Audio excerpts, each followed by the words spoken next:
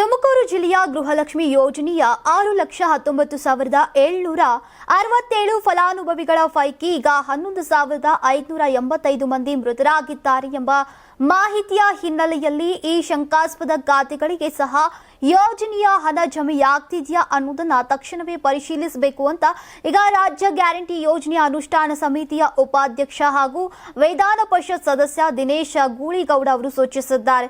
ತುಮಕೂರಿನ ಜಿಲ್ಲಾ ಪಂಚಾಯತ್ ಕಚೇರಿಯಲ್ಲಿ ನಡೆದಂತಹ ಗ್ಯಾರಂಟಿ ಯೋಜನೆ ಅನುಷ್ಠಾನ ಸಮಿತಿಯ ಪ್ರಗತಿ ಪರಿಶೀಲನಾ ಸಭೆಯಲ್ಲಿ ಮಾತನಾಡಿದ್ದಾರೆ. ಗೃಹಲಕ್ಷ್ಮಿ ಯೋಜನೆಯಡಿಯಲ್ಲಿ ಇತ್ತೀಚೆಗೆ 2,549.7 ಕೋಟಿ ಹಣ ಫಲಾನುಭವಿಗಳ ಖಾತೆಗೆ ಜಮೆಯಾಗಿದೆ. ಈ ಪೈಕಿ ಐಟಿ ಹಾಗೂ ಜಿಎಸ್ಟಿ ಇತರ ತಾಂತ್ರಿಕ ಕಾರಣಗಳಿಂದ 10,276 ಮಂದಿ ಫಲಾನುಭವಿಗಳು ಯೋಜನೆಯಿಂದ ಹೊರಗುಳಿದಿದ್ದಾರೆ.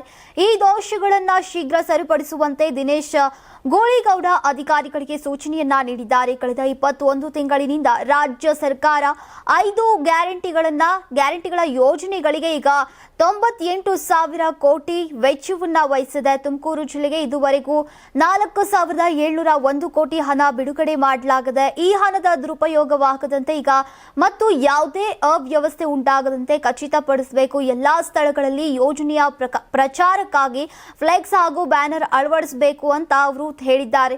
ಇನ್ನು ಕಾಳಸಂತೆಯಲ್ಲಿ ಅನ್ನಭಾಗ್ಯ ಅಕ್ಕಿಯನ್ನ ಖಾಸಗಿ ಮಾರುಕಟ್ಟೆಯಲ್ಲಿ ಮಾರುವ ತಕ್ಷಣ ತಡಿಬೇಕು.